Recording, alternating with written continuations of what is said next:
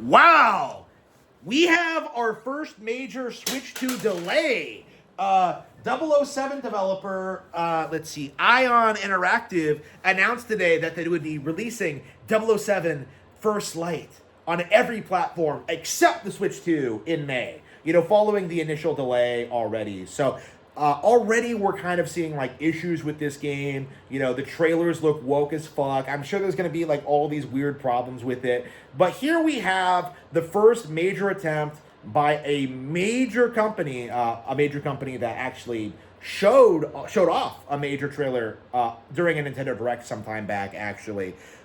They are doing the same thing they've always done, where they announce a project for a Nintendo console and then try and bury it by like delaying the game and releasing it on other platforms. And don't try and tell me it's because of the horsepower, because this thing has been confirmed to be coming day and date on the Xbox Series X, which, by the way, is not only a weaker platform than the Switch 2, it's also less successful. Like, we saw the Switch 2 version of Resident Evil Requiem outperform the Xbox version, and so we are seeing these developers come out and doing what they always do and trying to bury the Nintendo one.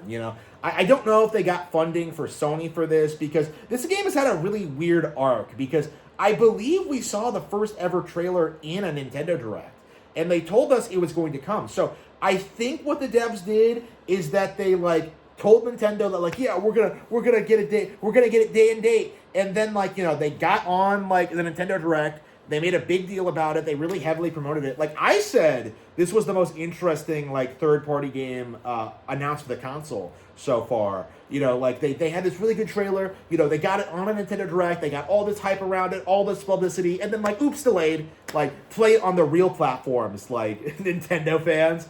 Not gonna happen. Okay, there is no situation, none, where I am going to buy this on an Xbox, PlayStation, or a PC. If you don't release this on a Nintendo console, I'm just not going to buy it.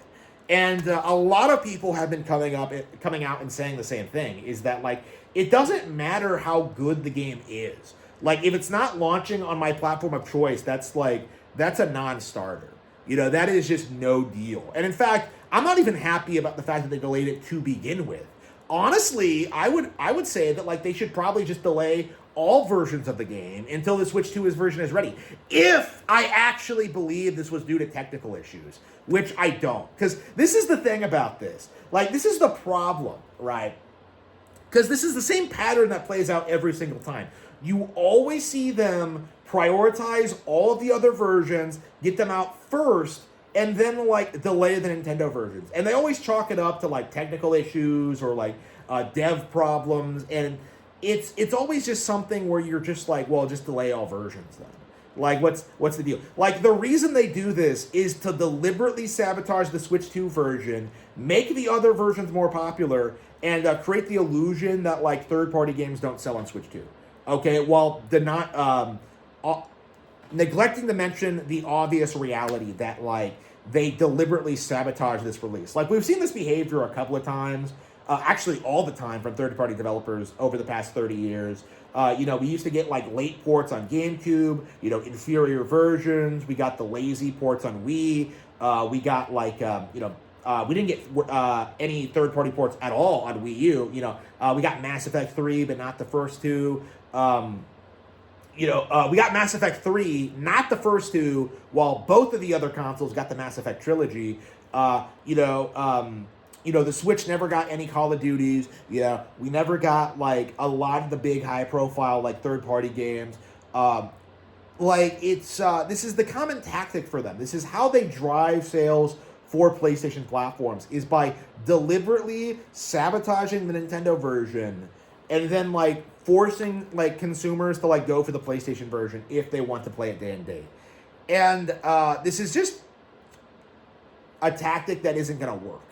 Okay, like going forward, this is a tactic that I think has seen like diminishing returns, because more and more you're seeing Nintendo fans just go like, oh yeah, I'll just wait for it.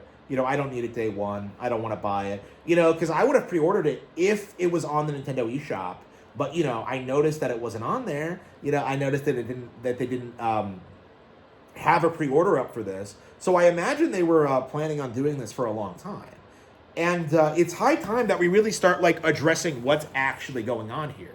Is that third-party developers are trying to steer you away from superior Nintendo consoles and instead force you into like the PlayStation ecosystem, which is just less consumer friendly, which is more expensive, where they get more kickbacks, where they get more promotions, where they don't have to compete with the superior Nintendo games.